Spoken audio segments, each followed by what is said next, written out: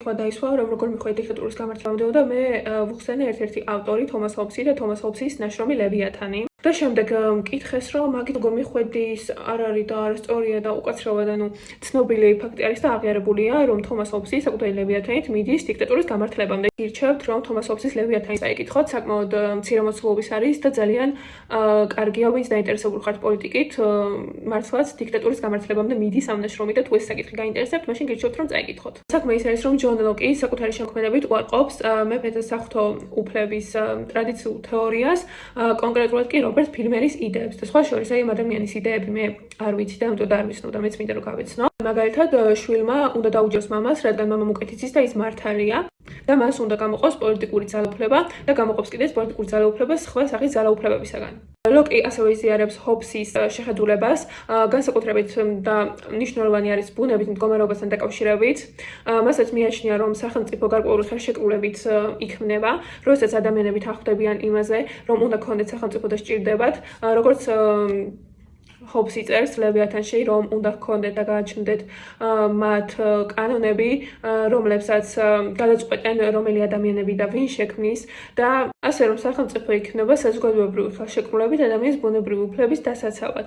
ამას როგორც თომას ჰობსი, ასევე ჯონ ლოკი ეთანხმებიან, მაგრამ ისინი მიდიან სხვადასხვა დასკვნებამდე. მიუხედავად იმისა, რომ ისინი ამას იზიარებენ, მათი ინტერპრეტაცია სრულიად განსხვავებულია. და სწორედ ამას მიყავს ისინი სხვადასხვა შეხედულებება. Ყველანი იცოდეთ, რომ ყოველი იდეოლოგია გამომდინარეობს იქიდან, თუ რამდენად რაციონალურად ან ირაციონალურ არსებად მიაჩნიათ ადამიანი და ზოგადად როგორ უყურებენ, როგორ აღიქვამენ ადამიანს.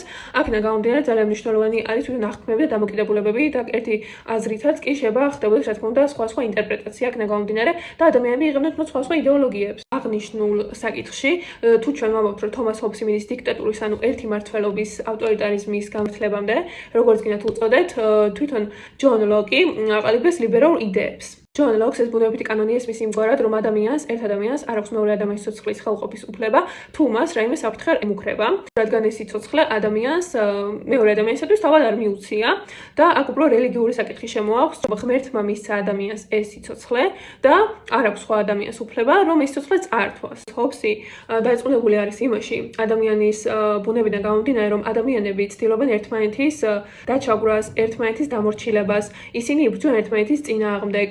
და კონფლიქტის სხვადასხვა სახეებს გამოყოფს, კონკრეტულად გამოყოფს კონფლიქტის სამ ძირითად წყაროს.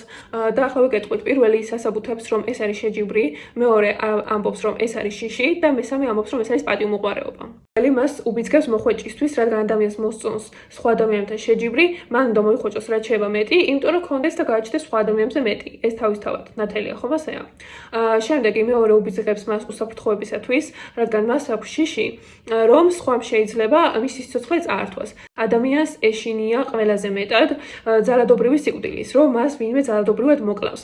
ამიტომ უსაფრთხოებისათვის უბიძგებს ეს შიში, რომ რაც შეიძლება მეტად შეიქმნას უსაფრთხოება და ნაკლებად მოეროდეს მსგავს აღსასრულს.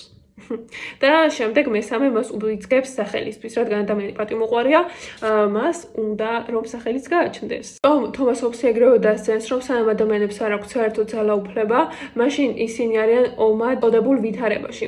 ომად წოდებულ ვითარებაში და იქ საუბრობს ომსა და მშვიდობაზე და იგი იმ მშვიდობას არ უწოდებს ისეთ პერიოდს, როგორიც შეიძლება ჩვენ ვუწოდოთ, რადგან მისთვის ომის პერიოდი არ არის მხოლოდ ბრძოლის მომენტი და უშუალოდ დაპირისპირების, არამედ იგი განმარტავს, რომ ომის პერიოდი არის ეს პერიოდი, როდესაც თავს ადამიანი უსაფრთხოდ არ გრძნობს და რაიმე საიშრობა არსებობს. ამიტომ მათ უნდა შექმნას სახელმწიფო, რათა სახელმწიფომ უზრუნველყოს მათი უსაფრთხოება. ადამიანს უნდა გააჩნდეს სხვა რაიმე სახის ბერკეტი უსაფრთხოებისათვის, გარდა საკუთარი ძალაზე დაყრდნობის და საკუთარი გონიერებაზე დაყრდნობის. თუ ის მხოლოდ არის ერთ მდგომარეობაში, რომ საკუთარ ძალაზე ან გონიერებაზე დაყრდნობით უნდა გადარჩეს, მაშინ ის არ არის მშვიდობის მდგომარეობაში, პირიქით ის ომის მდგომარეობაშია. ჩვენ ვასკვნით, რომ ჰობსისთვის ადამიანს ეძლევა ეს ზნეობის უფლებები და რაღაც წარმოდგენები მხოლოდ სახელმწიფოს შექმნის შემდეგ. ლოკი ფიქრობს, რომ აქ რელიგიური ფაქტორი მნიშვნელოვანია და ადამიანს უნდა ქონდეს თავისი შეგნება პირადად სახელმწიფოს გარეშეც, რომ აი მე ადამიანს ეს სიცოცხლე მე არ მივეცი, ამიტომ მე არ უნდა წავართვა. ღმერთმა მისცა, ასე რომ მე ვერ წავართვა. ეს უნდა ქონდეს ან თავად აი ამის მორალი, თავად ამის ზნეობა. მაგრამ თომას ჰობსი ამბობს, რომ ეს ასე არ ხდება და ეს მორალი და ზნეობა მოდის სახელმწიფოს შემდეგ და რა ადამიანის პირადი რაღაც ინტერესებიდან გამომდინარე. და სხვათა შორის ლოკი თავის ნაშრომში ამბობს, რომ იგი წინააღმდეგი არ არის არც ერთი რელიგიის და არც თუნდაც რელიგიური მრავალფეროვნების, მაგრამ იგი წინააღმდეგი არის ათეიზმის და იგი ფიქრობს, რომ ათეიზმი არ უნდა დავუშვათ. რატომ არ უნდა დავუშვათ ათეიზმი? ათეისტ ადამიანს არ სწამს იმის, რომ არ აქვს მორალი, არ სწამს იმის, რომ ეს შენი სიცოცხლე ღმერთმა მოხდა ადამიანს შევეხო და აქ უკვე ლოკისთვის მისი ერთმანეთ წარმოადგენების სრულიად ირღვევა და ამ შემთხვევაში იგი ფიქრობს, რომ ადამიანს აღარ გააჩნია პირადი მორალი, ზნეობა, ამიტომ იგი მართლაც შეიძლება წავიდეს სხვა ადამიანის საკუთრების ხელყოფისაკენ. სიცოცხლეც ადამიანის საკუთრებაა და ის ქონება თუნდაც რასაც ფლობს, არის ადამიანის საკუთრება და ადამიანს არ უნდა ამონებდე. შეიძლება ადამიანს არ წაართვეს სიცოცხლე, ის ამბობს, მაგრამ თუ ადამიანს მონის მდგომარეობაში ამყოფებ და მას არ აქვს საარსებო საშუალება, მაშინ ესეც მისი საკუთრების ხელყოფა და ესე ძალიან დიდი დანაშაულია.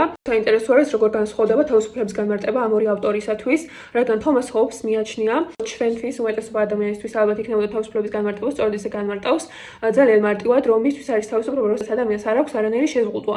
იმაზე გააკეთოს, რაც მას სურს. აი მაგალითად მე არ მაქვს არანაირი შეზღუდვა, იმაზე რომ გავაკეთო, რაც მსურს, მოკლა თუნდაც ის ვინც მინდა, არ ვიცი რაღაც ზიანი მივაყენო მას ვინც მინდა, გავაკეთო თუნდაც რაღაც მორალური ან ამორალური არ აქვს მნიშვნელობა, მისთვის თავისუფლება არის ის, რომ როდესაც მე არ მაქვს რაღაცნაირი ბუნებრივი ბერკეტი, არაფერი არ მაქვს და მე შემიძლია გავაკეთო ის, რაც მინდა რომ გავაკეთო. მაგრამ ლოკისთვის თავისუფლების გაგება არის იმგვარი, რომ მე შეიძლება არ მქონდეს რაღაც ბერკეტი, მაგრამ მე კი არ უნდა გავაკეთო, არამედ მე მაქვს რაღაცა ბუნებითი მდგომარეობა, რასაც მგონებამ კარნახობს, რომელიც არ უნდა გავაკეთო, რადგან ეს არ არის მორალური ან არ არის რელიგიური, აი თუნდაც ისევ საკითხთან მივდივართ, რომ მე არ უნდა ხელყო სხვის სიცოცხლე, რადგან ეს მე არ მიმიცა და ეს ღმერთმა მისცა და მისთვის არის თავისუფლება, როდესაც ადამიანს აქვს აი ამის შეგნება და იგი აი ამ აზროვნებით არის თავისუფალი, რომ სხვა გააკეთოს ყველაფერი ის, რაც მას სურს. და სხვა საკითხებში არ იზღუდება, როგორც აი ლიბერალური გაგება, რომ თავარია მეორე ადამიანს ამით რაღაც ზიანი არ ადგებოდეს. ლოკისთვის ბუნებითი მდგომარეობა არ ნიშნავს ომს ყველას წინააღმდეგ, ყველას წინააღმდეგ, როგორც თომას ჰობსისთვის. არამედ მისთვის სახელმწიფომდეც არსებობს გარკვეული ბერკეტები, რასაც ადამიანს გონება, მის მორალობა, ღმერთი და რელიგიურობა კარნახობენ. და თომას ჰობსი ამას არ ეთანხმება, როგორც უკვე აღვნიშნე, მისთვის ეს თავისუფლების გაგებაც და მორალობად რაღაც შემოდის სახელმწიფოს არსებობის შემდეგ. მაშინ რაღაც საჭირო არის სახელმწიფო და აქ ორივე ავტორი ფაქტობრივად თანხმდება და ამბობენ, რომ სახელმწიფო უცბერი არის უსაფრთხოების დაყარებისთვის.